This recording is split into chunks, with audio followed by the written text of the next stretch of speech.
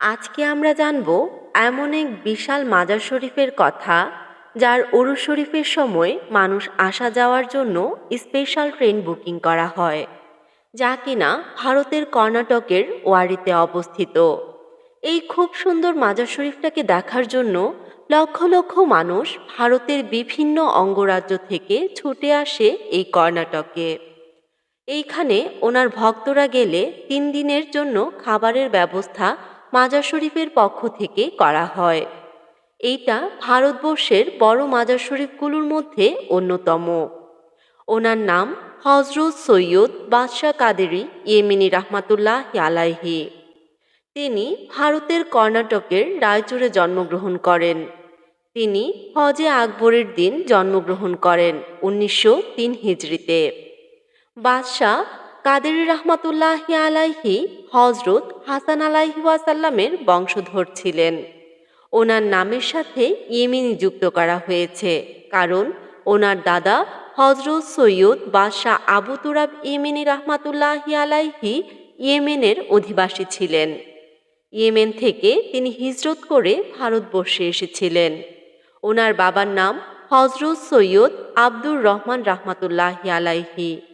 ওনার মায়ের নাম হজরত আমেনা বিবি, ডাক নাম খাজা বি সাহেবা রহমাতুল্লাহি আলাইহি। হজরত খাজা সৈয়দ মোহাম্মদ বাদশাহ কাদেরী চিশতি ইয়ামিনী রহমাতুল্লাহি আলাইহি এর জন্মের 2 ঘন্টা আগে ওনার দাদি সাহেবা স্বপ্ন দেখেন। ওনার দাদা ওনার স্বপ্নযুগে আসেন। ওনার দাদাজান বললেন, আজ সকালে হজে আকবরের দিন তুমি ফাতেহার ব্যবস্থা করো। আমাদের বংশে একজন ছেলে সন্তান আসছে, তার নাম আমার নাম অনুসারেই রাখবে। আমরা এতেই বুঝতে পারছি হজরতের যে কি শান। উনি দুনিয়াতে আসার আগেই ওনার দাদাজান স্বপ্নযুগে ওনার দাদিজানকে ওনার আগমনের কথা বলেছেন। ওনার দাদির স্বপ্ন শুনে ওনার নানাজান ওনার নাম রাখেন সৈয়দ মুহাম্মদ ইয়েমেনি রাহমাতুল্লাহ আলাইহি, এবং ওনার নানা বলেন, এই বাচ্চা হজে আকবরের দিন জন্ম হয়েছে, নিশ্চয়ই সে জিহাদে আকবর পাবে। জিহাদে আকবর হলো নফস বা খান্নাসের ওসওয়াসা হতে মুক্ত। তিনি জন্মগতভাবেই খান্নাসের ওসওয়াসা থেকে মুক্ত ছিলেন। ওনারা 4 ভাই 2 বোন।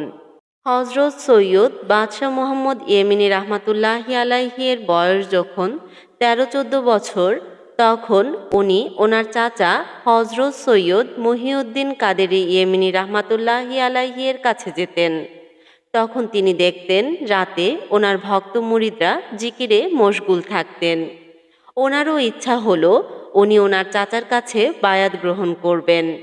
তিনি ওনার চাচাকে বললেন, আপনি যা বলবেন আমি সেগুলোই আমল করব। হজরত সৈয়দ মহিউদ্দিন কাদেরী রহমাতুল্লাহি আলাইহি বললেন, তোমার মাতা এখন কাছে নেই, তোমার মাতা থেকে অনুমতি নিয়ে আসলে আমি তোমাকে মুরিদ করব। তিনি মায়ের কাছে অনুমতির জন্য আসলে মা বললেন, মাদ্রাসায় যাও, ইলম শিখো, তারপর মুরিদ হবে। কিন্তু সৈয়দ বাদশাহ কাদেরী রহমাতুল্লাহি আলাইহি সারাক্ষণ হজরত সৈয়দ মহিউদ্দিন কাদেরী রহমাতুল্লাহি আলাইহি এর ধ্যানে মশগুল থাকতেন। ওনার চাচা হজরত সৈয়দ মহিউদ্দিন কাদেরী রহমাতুল্লাহি আলাইহি বললেন, তোমার মা ঘুমানোর পর তুমি আমার কাছে চলে এসো এবং আমার খেদমত করো, কিন্তু তোমার মা যতক্ষণ পর্যন্ত অনুমতি না দিবে আমি তোমাকে বায়াত করতে পারবো না। একদিন ওনার মা নিজেই বললেন, চলো তোমাকে হজরত কেবলার কাছে নিয়ে যাই। ওনার মা ওনাকে হজরত কেবলার কাছে নিয়ে গেলেন এবং বললেন, আমার ছেলে আপনার দেওয়ানা হয়ে গেছে, আপনি তাকে মুরিদ করে নিন। হজরত কেবলা হাসলেন এবং বললেন, আল্লাহর এটাই মর্জি। তিনি ওনাকে মুরিদ করে নিলেন। হজরত বাদশাহ সৈয়দ কাদেরী রহমাতুল্লাহি আলাইহি ওনার পীর সাহেবের কথা অক্ষরে অক্ষরে পালন করতেন। ওনার যখন বিয়ের বয়স হয়েছে তখন সৈয়দ ইব্রাহিম হাসান রহমাতুল্লাহি আলাইহি এর কন্যার সাথে ওনার বিবাহ ঠিক হয়। তিনিও আল্লাহর বুজুর্গ ব্যক্তি ছিলেন। হজরত সৈয়দ বাদশাহ কাদেরী ইয়ামিনী রহমাতুল্লাহি আলাইহি সারা জীবন ইসলামের খেদমতে কাটিয়েছেন।